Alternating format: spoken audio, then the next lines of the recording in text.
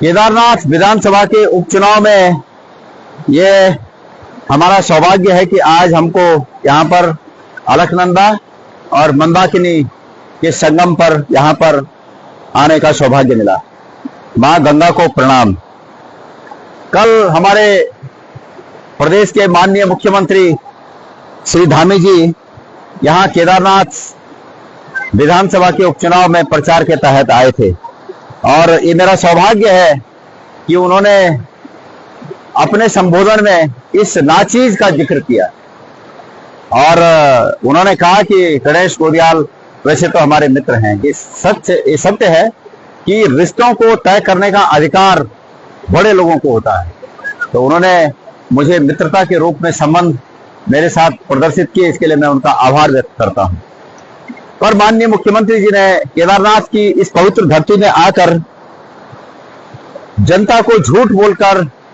गुमराह करने का भी अपराध साथ साथ में किया। मैं समझता हूं कि सबसे बड़ी अदालत प्रभु की अदालत है। सबसे बड़ी अदालत में, उस परमात्मा की अदालत में आत्मा की गवाही बहुत महत्वपूर्ण होती है। और यदि आत्मा से कोई सच या झूठ आत्मा से अगर झूठ तो आत्मा से कह नहीं सकता, झूठ दिमाग से बोला जाता है और सत्य आत्मा से बोला जाता है। इसलिए मैं आज इस गंगा के, इस अलकनंदा और मंदाकिनी के गंगा जो मिलकर आगे चलकर देवप्रयाग से गंगा बनती हैं, यहाँ पर इस संगम में मैं माननीय मुख्यमंत्री जी ने जो कल कुछ कहा उसके बारे में अपना वक्तव्य देना चाहता हूं। माननीय मुख्यमंत्री ने कहा कि बद्रीनाथ केदारनाथ समिति में अध्यक्ष रहते हुए गणेश गोदियाल ने एक बद्रीनाथ मंदिर को बनाने में वो उपस्थित रहे, उसके शिलान्यास में उपस्थित रहे, ये उन्होंने कहा। उन्होंने कहा कि पूर्व मुख्यमंत्री हरीश रावत जी उस शिलान्यास के कार्यक्रम में उपस्थित रहे। मैं ये मानता हूं धामी जी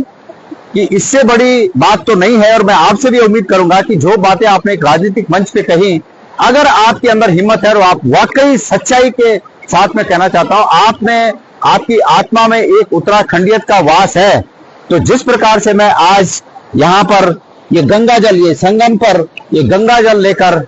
इस गंगा जल की सौगंध खाकर ये कह सकता हूं कि आपके तमाम आरोप झूठे हैं, उसी तरह आप भी यहाँ पर आकर कहिए कि गणेश गोदियाल के आरोप झूठे हैं। मैं आज ये गंगा जल लेकर यहाँ पर ये कहना चाहता हूं कि महाराष्ट्र में बने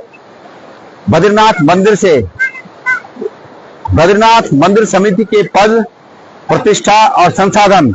और निजी रूप में भी प्रतिष्ठा या संसाधन का उपयोग मेरे द्वारा अगर उस मंदिर के निर्माण में कहीं भी उपस्थित होकर, शिलान्यास तो क्या उसके बाद भी कहीं भी अगर उपस्थित होकर किया गया हो तो ये गंगा माई इसका फैसला करी। मेरा बिल्कुल मुख्यमंत्री जी के इन आरोपों से सरासर झूठ है, ये मुख्यमंत्री जी के आरोप, मैं इससे इनकार करता हूं।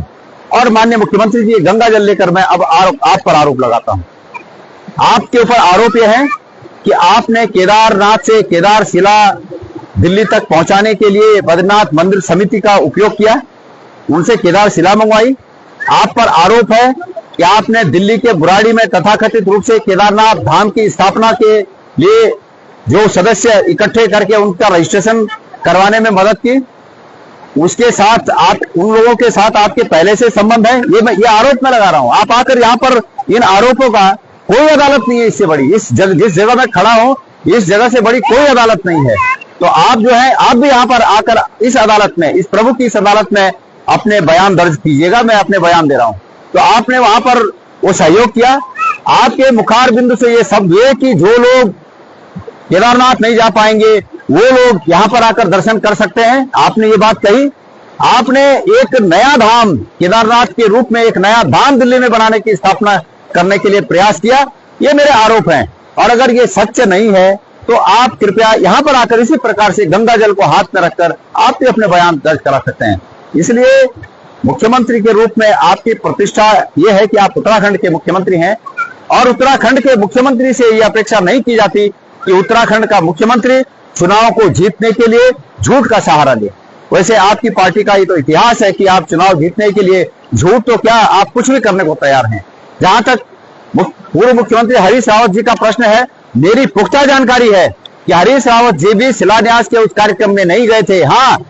उस बद्रीनाथ मंदिर में जिसकी आप जिक्र कर रहे हैं, किसी कार्यक्रम में बाद में हमारे उस कार्यक्रम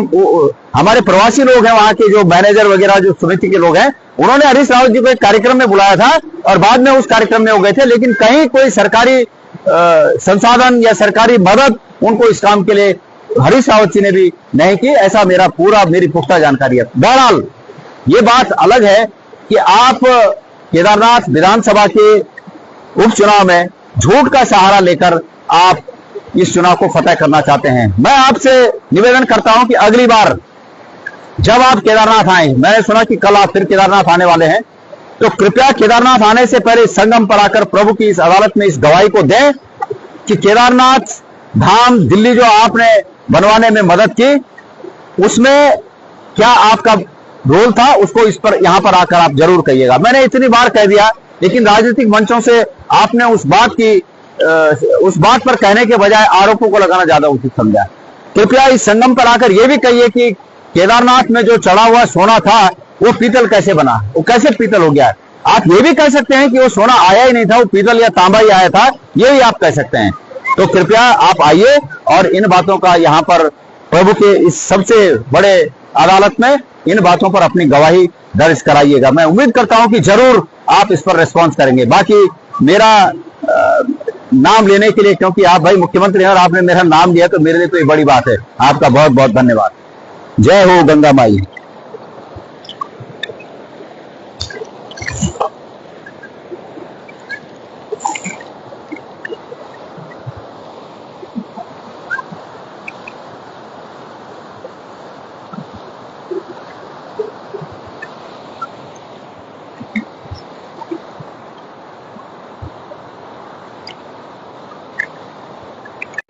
जब केदारनाथ मंदिर को लेकर के कल गणेश गोदियाल जी ने एक बयान दिया है कि जल को हाथ में रख करके बता दें कि ये केदारनाथ धाम को नहीं बनाया गया। देखिए, गणेश गोदियाल जी के आरोपों का जवाब देने से पहले मैं ये कहना चाहूँगा थोड़ा गणेश गोदियाल जी के बारे में कि मैं पूर्व में उनको काफ़ी गंभीर राजनेता समझता था और काफ़ी विवेकशील व्यक्ति समझता था, लेकिन कुछ समय से मैं देख रहा हूं कि जिस प्रकार से वो बयानबाजी कर रहे हैं, जिस प्रकार से बिना तथ्यों के आरोप प्रत्यारोप वो कर रहे हैं, तो उससे मुझे लग रहा है कि थोड़ा सी एक जैसे कहते हैं कि खिसियानी बिल्ली खंबा नोचे, वो इस स्थिति उनकी हुई है। तो उसके लिए उस के पीछे जो मुझे लगता है, क्योंकि वो लगातार विधानसभा चुनाव हार रहे हैं, आपको जानकारी है, उसके पश्चात तो लोकसभा चुनाव भी हारे हैं, तो निरंतर चुनाव हारने के बाद और उसके अलावा उनको कांग्रेस पार्टी ने जो प्रदेश अध्यक्ष थे जब, तो प्रदेश अध्यक्ष से भी उनको हटा दिया था। तो मुझे लगता है कि इन सारे कारणों से जो इस प्रकार से असफलता उनको लगातार प्राप्त हो रही है, उसके कारण से थोड़ा उनके मानसिक स्थिति भी नियंत्रण में नहीं है और वो झूठे आरोप लगाना, अनाप शनाप के आरोप लगाना, दुष्प्रचार करना, और उससे मुझे लगता है कि वो चर्चाओं में बने रहना चाहते हैं और अपने हाईकमान के सामने वो अपनी उपस्थिति दर्ज कराने की, उनके सामने ये महसूस कराने की कोशिश करते हैं कि वो राजनीति कर रहे हैं, चर्चाओं में हैं। इस प्रकार का मुझे उनकी मनोदशा लगती है। जहाँ तक उन्होंने आरोप लगाए हैं कि केदारनाथ धाम से शिला ले जाई गई, मैं कांग्रेस के नेताओं से और खास करके गणेश गोदियाल जी से भी ये कहना चाहूँगा कि आखिर वो स्पष्ट करें कि कौन सी शिला है, कहाँ से शिला लेके गए हैं। केवल आप आरोप प्रत्यारोप करने के लिए, केदारनाथ धाम की छवि को धूमिल करने के लिए इस प्रकार के आरोप प्रत्यारोप लगा रहे हैं, ये बेहद दुर्भाग्यपूर्ण है। गणेश गोदियाल जी को मेरी चुनौती है, वो स्पष्ट करें, बताएं कौन सी शिला है, कहाँ से शिला लेके गए हैं, कोई विशेष शिला थी कि जिसको उठा करके ले गए। और उन्होंने ये भी आरोप लगाया है कि मुख्यमंत्री जी ने बद्रीनाथ केदारनाथ मंदिर समिति पर दबाव बना करके शिला ज़बरदस्ती दिल्ली भिजवाई। तो इस प्रकार के बेबुनियाद आरोप शोभा नहीं देते हैं और उससे उनका मतलब जो राजनीतिक कद है उनके विपरीत है, और उससे ऐसा लगता है जैसे कोई छुटभैया स्तर का राजनेता आरोप लगा रहा। केदारनाथ धाम में कौन सी शिला है, ऐसी कौन सी शिला आज तक कांग्रेस के लोगों ने स्पष्ट नहीं किया कि कौन सी शिला है। केवल आरोप प्रत्यारोप करने के लिए एक दुष्प्रचार का जो अभियान कांग्रेस चलाती है, क्योंकि कांग्रेस का इतिहास रहा है कि उसने हमेशा झूठ बोला है। अभियान इस प्रकार से जनता को भ्रमित करने का उन्होंने प्रयास किया है, तो उसी अभियान के तहत में वो इस प्रकार की बातें कर रहे हैं। सोने को लेकर के भी केदारनाथ में जो सोना प्रकरण है उसको लेकर के भी हम लगातार सारे तथ्यों के सामने मीडिया के समक्ष हम रख चुके हैं, मीडिया के समक्ष माध्यम से हम जनता के समक्ष रख चुके हैं, लेकिन उसके बावजूद लगातार आप बोले जा रहे हैं। और मैं तो कांग्रेस के जो नेता है और गणेश गोदियाल जी से अभी आप देख रहे होंगे कि 1-2 दिन से सोशल मीडिया में एक RTI का दस्तावेज़ घूम रहे हैं, जिसमें कहा जा रहा है कि जो गणेश गोदियाल जी हैं, जब वो बद्रीनाथ केदारनाथ मंदिर समिति के अध्यक्ष थे, उस समय उन्होंने नियम कानूनों को ताक पर रख करके बिना किसी प्रक्रिया के उन्होंने करीब 70 कर्मचारियों को अस्थायी तौर पर वहाँ पर नियुक्त किया, अपने चहेतों को नियुक्त किया। इस प्रकार की RTI एक सोशल मीडिया में